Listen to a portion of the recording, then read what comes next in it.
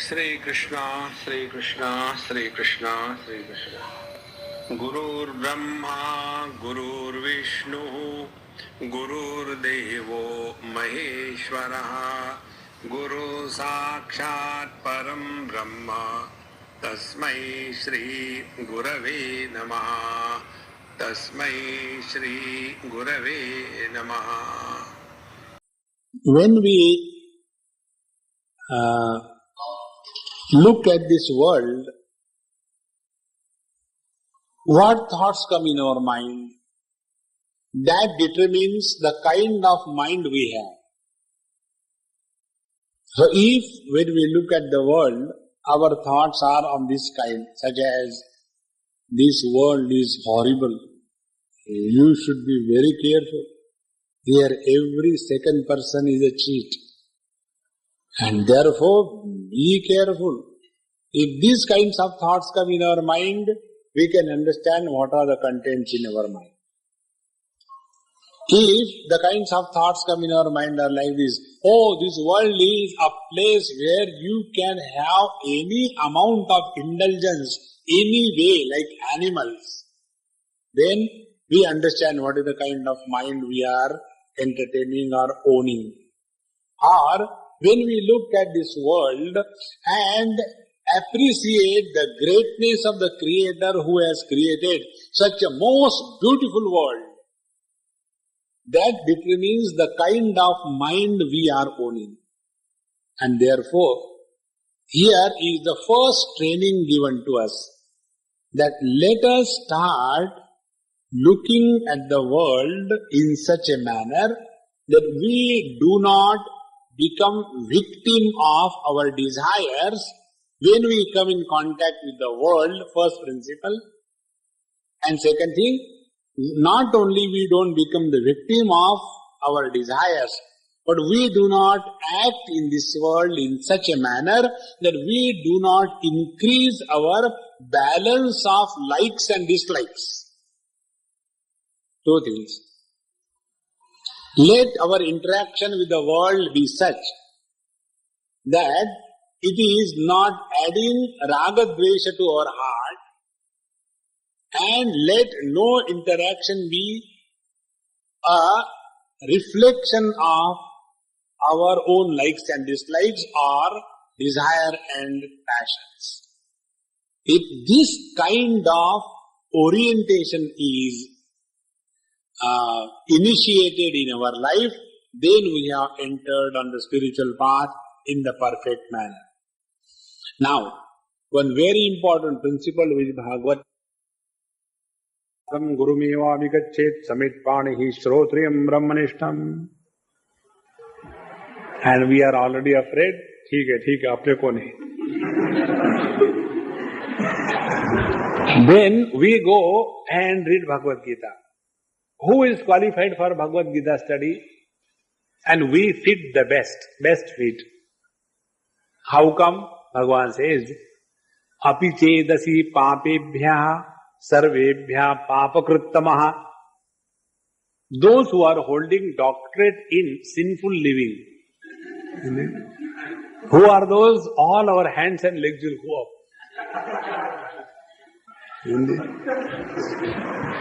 So as regards our qualification is concerned, we all are qualified. And this is accepted by Bhagavad Mahapuran very clearly, that nobody in this world is present who has neither done something wrong nor who is doing something wrong. No, every one of us. We have done something wrong, we are doing something wrong, and we will continue.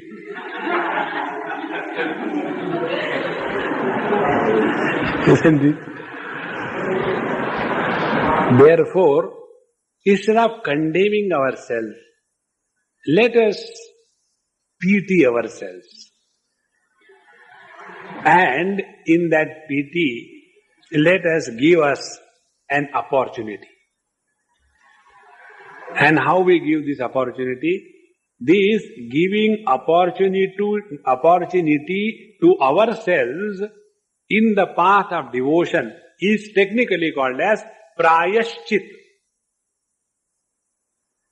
Prayashchitta means prayaha means pap. Chitta means purification, washing, cleaning.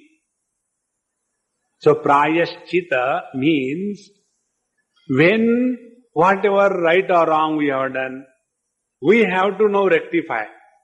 This is to be correctly understood. This is not a sense of guilt to be developed after confession. No. That is a very, very wrong approach wherein we destroy our self-respect. Anything that will destroy our self-respect is sin.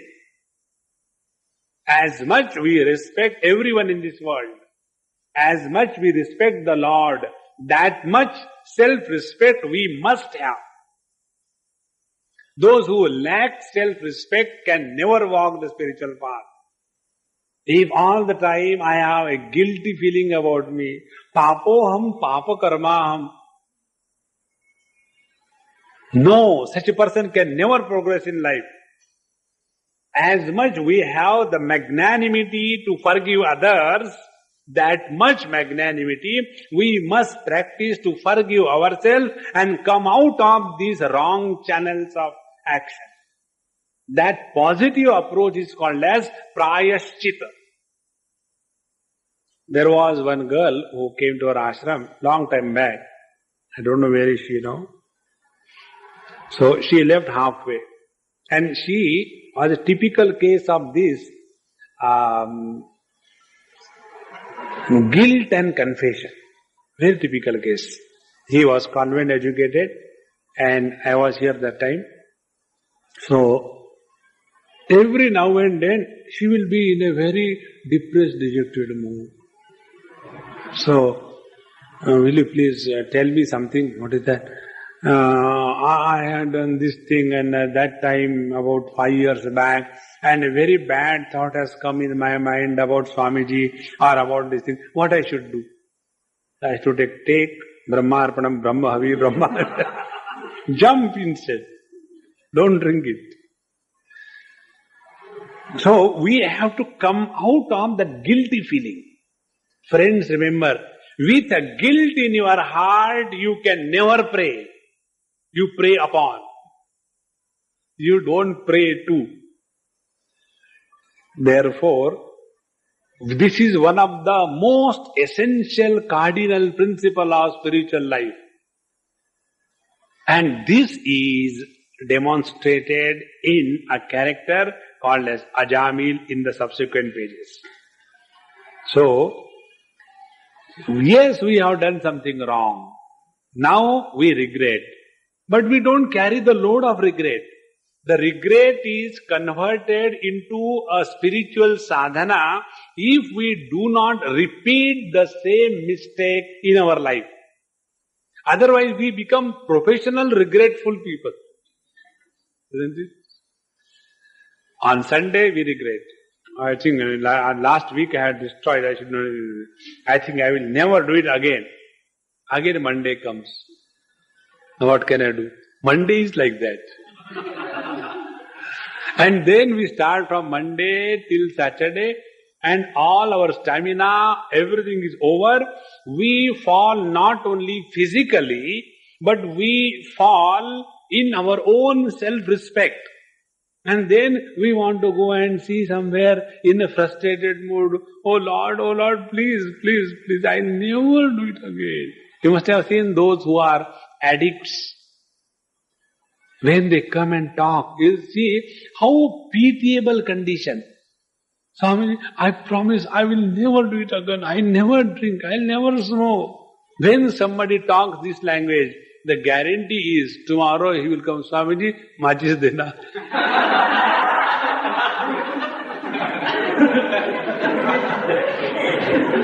Isn't it? Therefore, what is prayashchitta? Prayashchitta is when we learn from our own mistakes and thereby improve upon ourselves, that is called as prayashchitta. And this prayashchitta, what it helps us? Prayashchit helps us if we have got paschat-tap. Paschat-tap means, paschat means later, tap means heat. So we do something and afterwards we are burning in our own earlier deeds. That is called as paschat-tap. And after this paschat-tap, we do prayashchit. Two things. Now, if we are not ashamed of ourselves or our own behavior, there is a zero possibility of any prayashchit. Suppose we come late every day for the meditation class, or we don't come anyway. Swamiji comes and closes the eyes. How does it matter? Isn't it? And not only that, we justify how my not coming to the meditation is right. One student in the last batch, he was a very nice boy. I told him to go. He cried a lot and everything. I said, no, it is better that you go. Because two of us cannot stay in the same ashram. The reason was, he was very shabby, unclean, dirty. That was his lifestyle. How many times I told him, I said, if you are tired of washing your clothes, give the clothes to me, I'll wash it, but put on clean clothes. Okay, Swami, how does it matter? And then he used to quote Shirdi Sai Baba. Kaha Raja Bhoj, kaha Ganguva Teli. Isn't it? So how much you can go on tolerating? And then for a meditation class, he will say, Swami, anyway, you don't observe and I feel sleepy. So instead of sleeping there, I don't waste time. I sleep in my room. And I do meditation. Now I know everything. Now in this way, his wrongdoing, he was not even ashamed. Now such a person who is not having this paschat-tap, he can never practice prayashchit. Get this thing very clearly in understanding. Then only that regret is encashed as sadhana. Our regret is what kind? Our regret is for 3-4 days our mouth is swollen. Not like Hanumanji. Isn't it? And thereafter, anything happening everywhere. Why? Regrets. Mr. Regret come. And 3-4 days, that influenza depression goes. Suddenly, how is everything? It is fine. This kind of behavior is not the behavior of a steady mind. What is required is samatvam yoga uchyate. Let there be any amount of tragedy in and around us. Our poise must be maintained. Otherwise, we are buffeting on the waves of our mind. Sometime a wave of depression comes. Sometime a wave of more depression comes. And when we can no more become depressed, then we are happy. I can't even become depressed. Isn't it? So, two things therefore, we must become aware about our wrong actions, wrong behavior, and become ashamed of that. Second thing, then do prayashchit. What is the prayashchit? Prayashchit is not punishing oneself. I will beat my hand and throw it. No, don't do that foolishness. What is required is, be firm with resolution, never to repeat it again. And that doesn't mean because you have taken a firm resolution, therefore every time tight resolution. No. That firm resolution brings in our life a very effortless lifestyle. The more firmly resolved we are in our life, that much effortless is the expression of life. You will see all the great masters, those who were firmly established in the reality, their life was an effortless flow of expression. And the result of such expression is never there is a deposit of guilt, nor there is a vanity of success. There was a Mahatmaji, and he was approached by one of his devotees. One day he became very angry, started talking all bad language. After everything was cooled down, then this devotee disciple asked, Swamiji, why do you become angry and talk such bad language? Again he became angry. When did I get become? See, now also you are becoming angry. Then he said, did I call you? No. Ever I told you to go away? No. You come and go, isn't it? Same is the case with the anger. The anger comes, it goes away. I don't call anybody. And when the anger comes, it is required. Therefore the anger comes.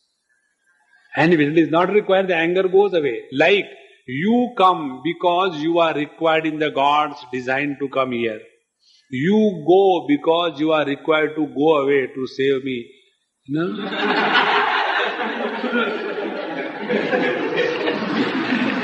Sana bhavatu. Let us protect each other from each other.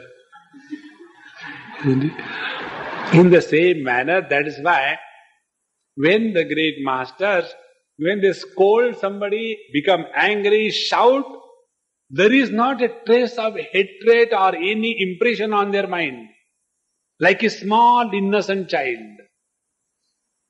And that is the beauty of perfect living.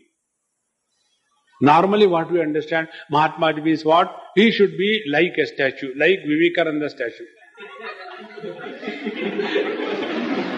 Those who were living with Swami Vivekananda, it is not at all the time he was sitting like this.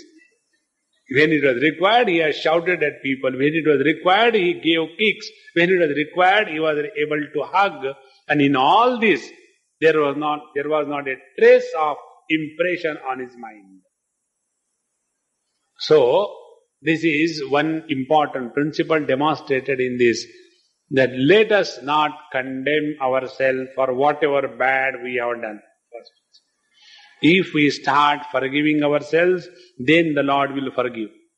Second thing, if we resolve not to repeat what we have done, wonderful. You have taken one step higher on your spiritual path. Don't hold on to the regret. But Swamiji, why did I do that? Beta, this is my question. Why did you do that? Forget, drop it. The only thing that we can do about the past is to forget easily. The best sadhana. That is why when somebody gives me money, I forget to return. Because that is the sadhana I have been doing all the time. And in this way, slowly we unload the past.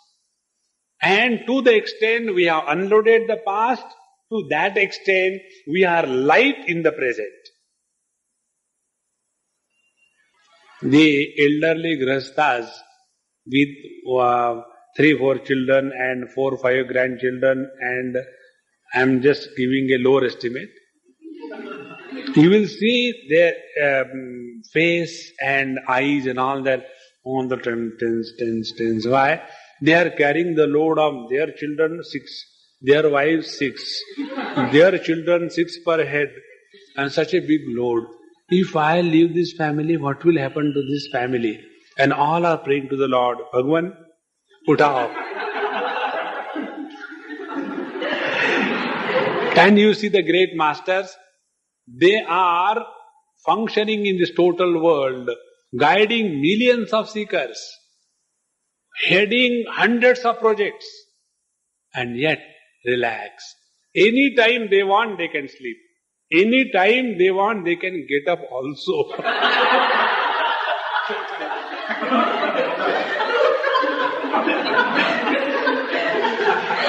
We are half. We can sleep. Getting up is problem. Therefore, we are only Maha, not Atma. Atma is gone. So, we come out of our own guilt and frustration. Yes, we have done wrong. Forget about it. Now come. Now change yourself. To tell this principle, the technique is chanting the Lord's name. And when thus we introduce ourselves to the chanting of the Lord's name, how we can help ourselves is demonstrated in the life of Ajamil. Now, what is that Charitra and the Nama Mahima? We'll see next class. Sri Krishna, Sri Krishna, Sri Krishna, Sri Krishna.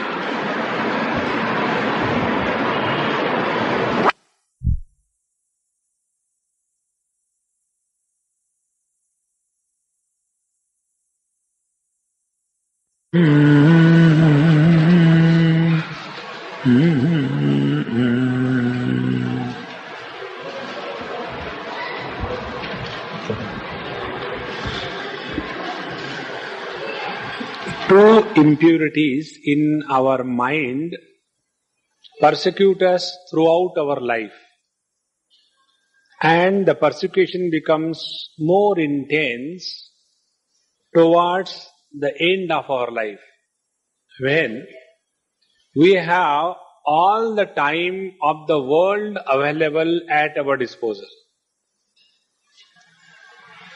When we have done something right or wrong during our youthful days, but we were so busy, occupied with doing something more right or wrong, and therefore the earlier right or wrong did not bother us much, because we are all the time busy with one or the other thing.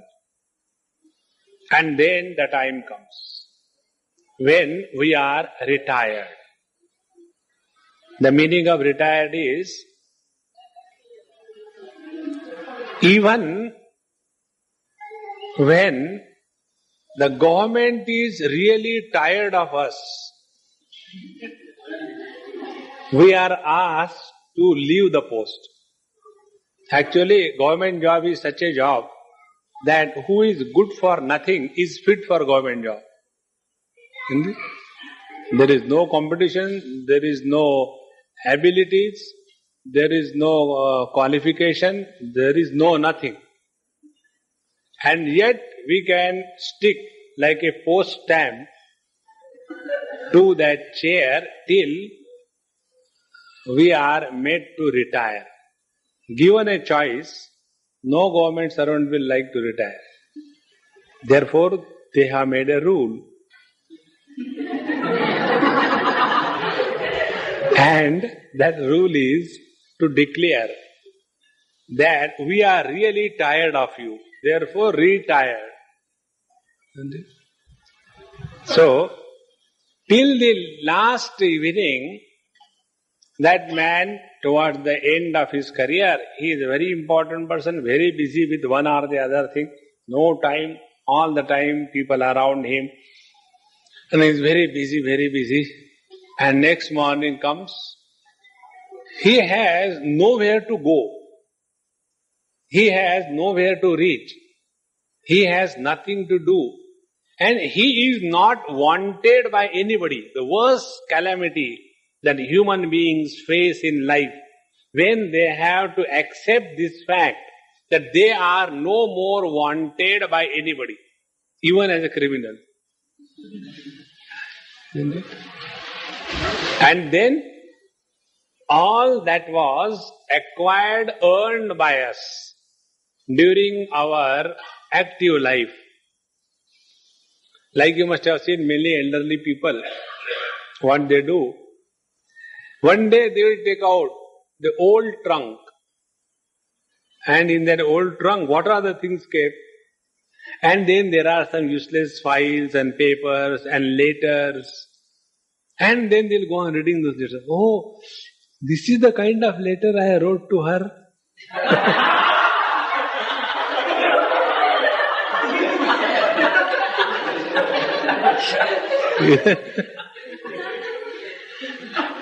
And because nothing else to do. So all the time revel in the dead past in which nobody is interested. Only we are interested. Because we are not interested in the present world because nobody wants us. So we are all the time digging the past files, papers and get lost in them. And then when we want to talk to others, what can we talk? जब हम जवान थे, a standard dialogue. And then we are not accepted by the youth, by the society. And then we are all by ourselves. And then we have never trained our mind to keep the mind shut, fix it on the Lord and be contemplative. No.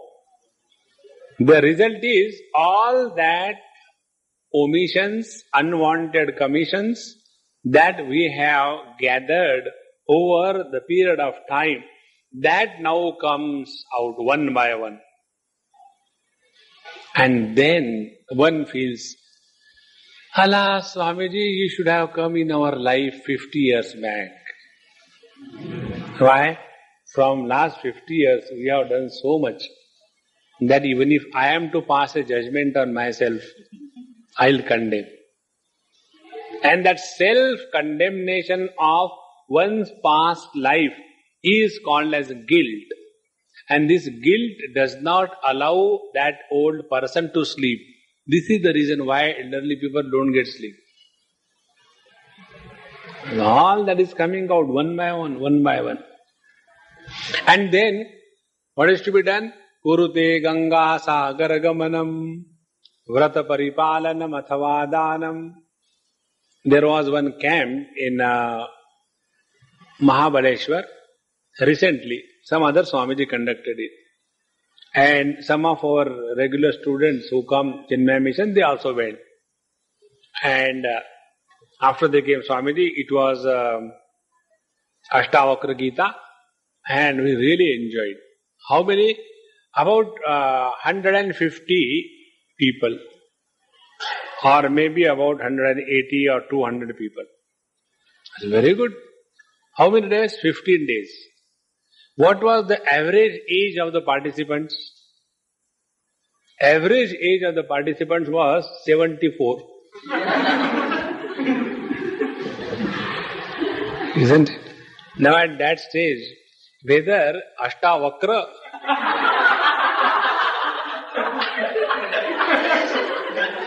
or the student who is sitting, he is Vakra. From here, this side, and somehow. Now keep that camp, Swamiji. Why do you keep the camp only for 15 days? Keep it for 15 months.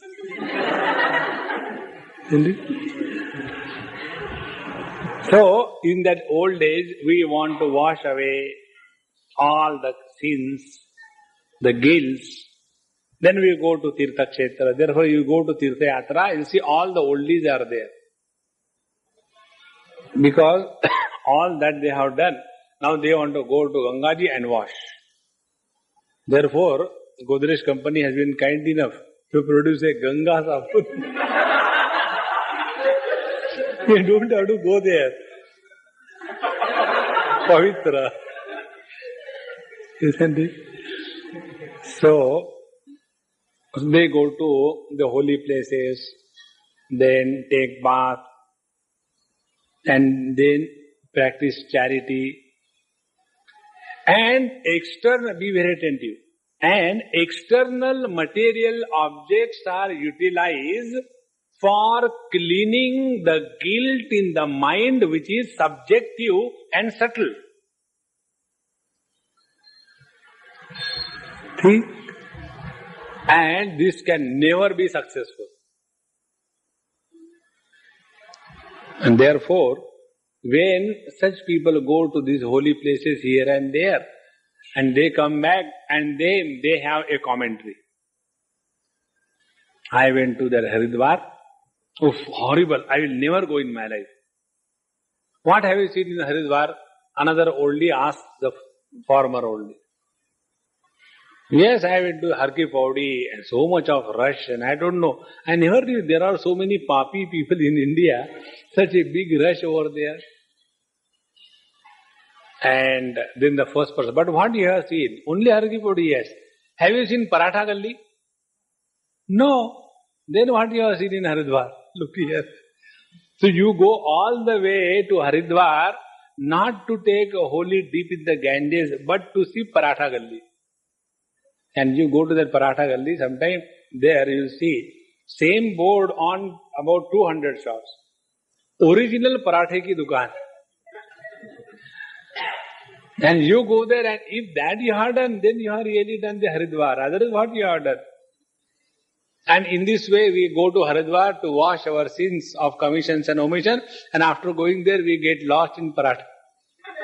Because never the mind has been contemplative. And then we come back, and after we come back, again the same old stories, that it begins. Therefore, to remove the impurities of mind, to guilt, frustration, dejection, etc., only one method is effective. And what is that effective method? Where is the guilt? Guilt is in the mind. And what is the guilt? The morphology of the guilt? The morphology of the guilt is, in the guilty thought, in the womb of the guilty thought, is that particular act or that particular person or that particular thing which we should not have done, something we had done. Suppose we have cheated somebody and then we have a guilt in our mind, and then in the old age that guilt will come. How that guilt will come? That man whom we have cheated for no reason, he will come and then start troubling us. So if the guilt is in the form of a thought, it can be rectified by a counter thought which does not have a guilty content. What is that thought which doesn't have the guilt? And it is none other than the Lord's name. And therefore, all the thoughts in the mind can be nullified by only one thought, and that is go on chanting Lord's name incessantly. And therefore, the importance of chanting the Lord's name. And now see what happens.